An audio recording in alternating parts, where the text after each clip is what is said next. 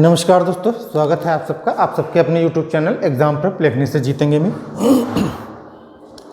हम आप लोगों को जो है शिक्षण सूत्र पढ़ा रहे थे और हमने 7 शिक्षण सूत्रों के बारे में चर्चा कर दी। विभिन्न सूत्र जो होते हैं शिक्षण के, ठीक है, कि शिक्षण कैसे किया जाए, क्या होना चाहिए बच्चों के लिए। क्योंकि हम बाल विकास पढ़ रहे हैं तो इसलिए हम बाल शिक्षण की बात करेंगे, बच्चों की ही बात करेंगे। तो उसी श्रेणी में आगे बढ़ते हुए 7 तक हमने आप लोगों को बताया था।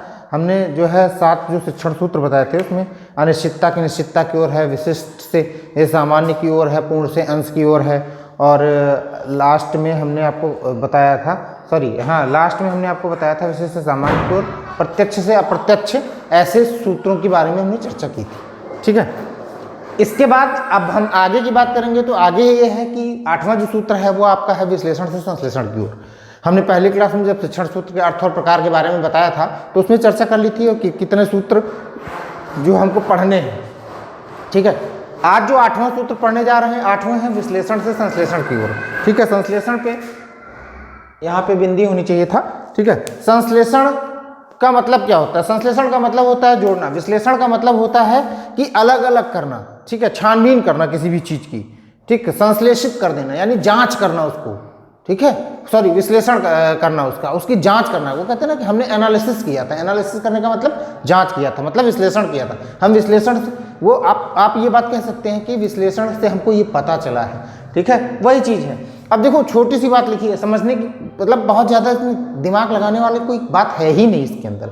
विश्लेषण का मतलब क्या होता है? हमने आपको बताया, जांच करना। संश्लेषण का मतलब जोड़ना, यानी कोई घटनाक्रम है उसकी जांच करिए। ठीक है, उसके इर्द गिर्द जो भी चीज़ें हुई हैं, आसपास की चीज़ों को जोड़िए और जोड़ने के बाद में बच्चों को सिखाना, वही चीज़ है।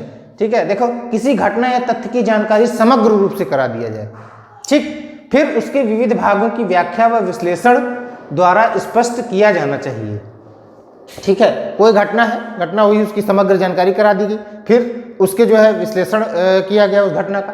ठीक है, स्पष्ट किया। तत्पश्चात उसके भागों को, जो अलग अलग भाग हैं, उनको सबको जोड़कर पूरी जानकारी दे देना। ठीक है, बस इतना आप समझ लीजिए कि विश्लेषण संश्लेषण क्या होता है। बस इतनी सी बात है, इसके अलावा कुछ नहीं है। ठीक है, किसी मनोवैज्ञानिक ने कहा था कि किसी समस्या के ऐसे जीवित टुकड़े करना तथा उसके बाद में उनको जोड़ देना। ठीक है, समस्या का हल तैयार कर देना, उनको जोड़ के समस्या का हल तैयार कर देना, यही विश्लेषण से संश्लेषण है। ठीक, जैसे आप अगर जो उत्तर प्रदेश के बारे में बच्चों को जानकारी देना चाहते हैं तो सर्वप्रथम उत्तर प्रदेश के बारे में बताइए कि एक बड़ा राज्य है। ठीक है, और फिर उसके सभी जिलों की स्थिति बताइए कि क्या है, कैसे है, कौन कौन से जिले हैं, कहाँ पर होता है, कहाँ पे बारिश ज़्यादा होती है, कहाँ पे गेहूं की पैदावार है, कहाँ पे आंवले की खेती होती है, ऐसे तमाम सारी चीज़ों को बताइए। अंत में सभी को फिर वापस जोड़ दीजिए।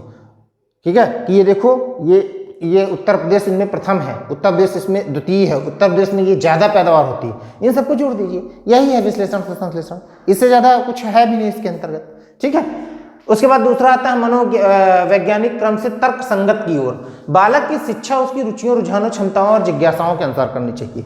बाल विकास में हम लोग शुरुआत से ही पढ़ते चले आ रहे हैं।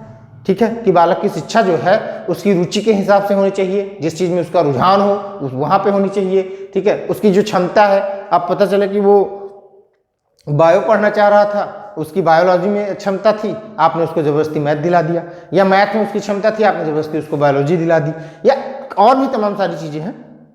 वो टेक्निकल होना चाहता था, आप उसे डॉक्टर बनाना चाहते हैं, वो डॉक्टर बनना चाहता था, आप उसे इंजीनियर बनाना चाहते हैं। तो ऐसी चीज़ों की, यानी उसके रुझान किस में है, उसकी क्षमता किस में है, उस पर ध्यान देना चाहिए और जिज्ञासाओं के अनुसार प्रदान करनी चाहिए। जैसे जैसे उसके ज्ञान का विकास होता जाएगा वैसे वैसे उस विषय का तार्किक और क्रमबद्ध ज्ञान प्रदान किया जाए, जिसमें उसकी रुचि व ध्यान पाठ व विषय है। ठीक है, पाठ व विषय में बनी रहे, जिससे उसकी रुचि जो है और ध्यान जो है उस पाठ और विषय में बनी रहे। तो मनोवैज्ञानिक क्रम से करना। मनोवैज्ञानिक क्रम हमारे ये कहता है कि बालक की रुचियों के हिसाब से शिक्षा होनी चाहिए, बालक को जो है उसके रुझानों के हिसाब से शिक्षा होनी चाहिए, उसकी क्षमताओं के, उसकी जिज्ञासाओं के अनुसार शिक्षा होनी, ये मनोवैज्ञानिक है। फिर क्या है, अब वो कह रहा है जिसमें उसकी क्षमता है, ठीक है, उस विषय का तार्किक और क्रमबद्ध ज्ञान देना चाहिए। ठीक, क्यों देना चाहिए? क्योंकि उसका सबसे नीचे लिखा, उसकी रुचि और ध्यान पाठ व विषय में बनी रहे। जो भी उसकी रुचि है, जो भी उसका ध्यान है, उस पाठ, पर्टिकुलर उस विषय की बात कर रहे हैं, जो विषय पढ़ाया जा रहा है उस विषय में बालक की बनी रहे। ठीक है, यही मनोवैज्ञानिक से तर्क संगत की ओर है। वो कुछ देखो चीज़ें, आप इस चीज़ को समझो कि सिर्फ भाषा का खेल है सब कुछ यहाँ पर। आप बाल विकास पढ़ रहे हैं, बाल विकास से सिर्फ भाषा का खेल है, इसके अलावा कुछ भी नहीं है। भाषा आप अगर जो समझ लेंगे तो सब कुछ आसान है, कठिन तो कुछ है ही नहीं, ठीक है। अब इसके बाद में 10वें नंबर पे आते हैं, अनुभव से युक्त की ओर। अच्छा, थोड़ा सा ये समस्या, जैसे युक्त का मतलब क्या होता है? युक्त का मतलब होता है कि प्रमाणित, उचित जो होता है, आप चतुर भी कह सकते हो इसको, ठीक। अब समझिए इस चीज को। अनुभूत ज्ञान वह होता है जिसे बालक अपने निरीक्षण व अनुभव के द्वारा प्राप्त करता है। अनुभूत ज्ञान का मतलब, अनुभूत का मतलब उस चीज की अनुभूति कर लेना, उसको प्रत्यक्ष जान लेना। वो क्या होता है और वो कैसे होता है? जब बालक अनुभव करेगा, ठीक है, उसका निरीक्षण करेगा। आप एक बार कहेंगे कि बेटा इसको मत छूना, गर्म है, लेकिन वो छुएगा, जब जल जाएगा तो उसने उसका निरीक्षण किया, अनुभव प्राप्त कर लिया, गर्म थी इसलिए जो है जल गया वो, ठीक है। उसके इस अपूर्ण व अनिश्चित ज्ञान को वास्तविक व स्थायी बनाने के लिए, जो उसका ज्ञान है उसके जो है वास्तविक और स्थायी बनाने के लिए उसे तर्कयुक्त बनाना चाहिए। अब उसको तर्क देने चाहिए उसमें, देखो मैंने मना किया था, आप माने नहीं, लेकिन छू लिया, देखो जल गया, है ना, इस चीज़ों के लिए। अतः शिक्षक को बच्चों के अनुभव द्वारा प्राप्त, यानी बच्चों को, अब जैसे चाय का कप है, आप बच्चों को, बच्चा एक बार छू चुका है, वो जल चुका है, उसको पता है ये गर्म है, तब उसके ज्ञान क्यों गर्म है, ठीक है, इसके बारे में जानकारी देना, उसके तर्क देना उसके बारे में। देखो ये बताया गया, अतः शिक्षक को बच्चों के अनुभव द्वारा प्राप्त ज्ञान को विविध विधियों, सामग्रियों के प्रयोग, तमाम सारी विधियां, टेक्निक्स हैं, ठीक है, तथा सामग्री हैं, ठीक है, द्वारा प्रयोग द्वारा तर्क संगत व युक्त बनाने की कोशिश करनी चाहिए। तर्क संगत और युक्त बनाने की कोशिश करनी चाहिए। जैसे बालक देखता क्या है, सूर्योदय हो रहा है, सूर्यास्त हो रहा है, सर्दी हो रही है, गर्मी हो रही है, बारिश हो रही है,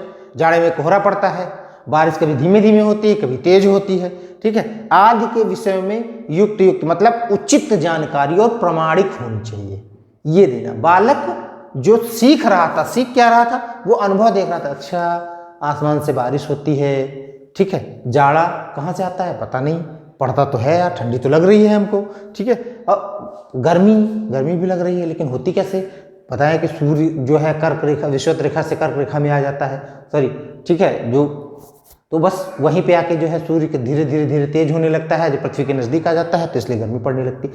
तो जो उचित प्रामाणिक उसके आधार हैं, उन पर उनसे चर्चा करनी चाहिए और तार्किक ज्ञान देना चाहिए उसमें, ठीक। यहाँ तक बात क्लियर है? कोई दिक्कत तो नहीं किसी को? मुझे लगता है कोई समस्या नहीं होनी चाहिए। और शिक्षण सूत्र है, ये इतने ज़्यादा इंपॉर्टेंट नहीं है, जो इंपॉर्टेंट थे उनके बारे में हमने आपसे पहले चर्चा कर चुके हैं हम उसकी, ठीक है, बस इनको जान लीजिए क्यों ये इंपॉर्टेंट हैं भी, और हैं क्यों, क्योंकि जब आप पेडागॉजी की बात करेंगे, जब आप शिक्षण की बात करेंगे, ठीक है, शिक्षा शास्त्र की बात करेंगे, शिक्षण शास्त्र की बात करेंगे, तभी आपके काम आएंगे, इसलिए ये इंपॉर्टेंट है। इसके बाद प्रविधियाँ पढ़नी है, टेक्निक्स जो होती हैं, ठीक है, शिक्षण प्रविधियाँ, उन पर चर्चा करेंगे हम लोग अगली क्लास में, ठीक है।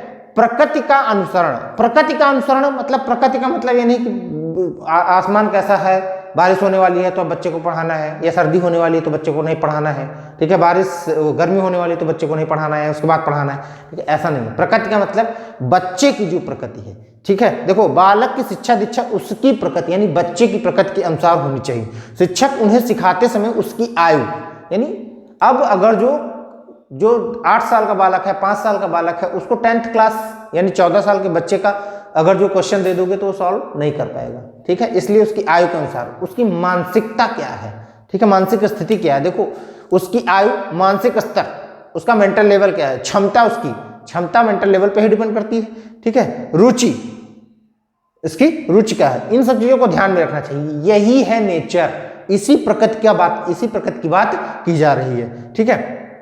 पाठ्यक्रम, पाठ्य पुस्तक, पाठ्य वस्तु, शिक्षण विधि, शिक्षण अधिगम सामग्री, गतिविधियां सभी बच्चों के शारीरिक मानसिक विकास व आवश्यकताओं के अनुरूप होनी चाहिए। बच्चों के ऊपर एक्स्ट्रा बर्डन देने की कोई आवश्यकता नहीं है। अधिक से अधिक जो आप भार देना चाहते हैं, ठीक है, वो आवश्यकता नहीं है। क्यों नहीं है? क्योंकि बच्चे का मानसिक स्तर आपको पहले समझना है। जब तक आप मानसिक स्तर नहीं समझेंगे, उसकी क्षमता नहीं समझेंगे, उसकी रुचि नहीं समझेंगे, उसकी प्रकृति के बारे में, होल प्रकृति जो होती है, उसकी जिज्ञासा क्या है, उसका रुझान किस चीज में है, तब तक इन सब चीज़ों में बहुत समस्याएं आती हैं। यही है कि प्रकृति का अनुसरण करना चाहिए, मतलब बच्चे का जो नेचर है, उसकी शिक्षा दीक्षा, उसकी नेचर का मतलब उसकी प्रकृति, वो कैसा सीखना चाहता है, ठीक है, पहले आप उसको जानिए। अगर जो बच्चा नहीं सीखना चाहता है तो कतई आप सिखा नहीं सकते, हम भी नहीं सिखा सकते, कोई भी नहीं सिखा सकता है।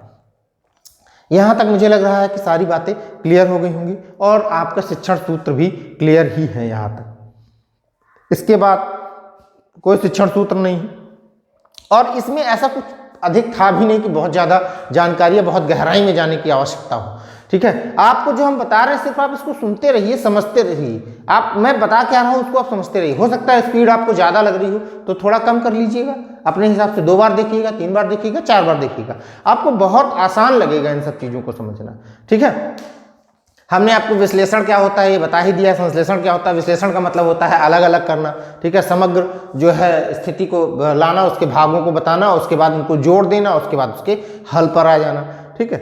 और इनकी उपयोगिता क्या है इसके बारे में कोई विशेष चर्चा इसलिए नहीं कर रहे हैं क्योंकि मुझे लगता है जब ये आप जान जाएंगे तो उपयोगिता अपने आप आपको क्लियर हो जाएगी। उपयोगिता ना कभी पूछी जाती है और ना ही जो है इतनी स्पेशल है कि जो आपको बताई जाए इसमें। और अगर जो अभी भी इतना सब पढ़ने के बाद भी आपको बताना पड़े उपयोगिता, तो या तो मेरा पढ़ाना बेकार है या आपका बीएड बीटीसी डीएलएड करना बेकार है, ठीक है। तो इसलिए इन सब चीज़ों को आप ध्यान में रखिए। जो मैं पढ़ा रहा हूँ उसको आप सिर्फ सुनिए, कहानी जैसे सुनिए। हमने आपसे बताया ना, बहुत सारे यूट्यूबर हैं, बहुत लोग हैं, बहुत पढ़ाते हैं, हमसे अच्छा भी पढ़ाने वाले आप लोगों को मिलेंगे। हमारे वीडियोस को सिर्फ इतना देखिए कि आप इस चीज़ को समझिए कि मैं क्या बताना चाह रहा हूँ, ठीक है।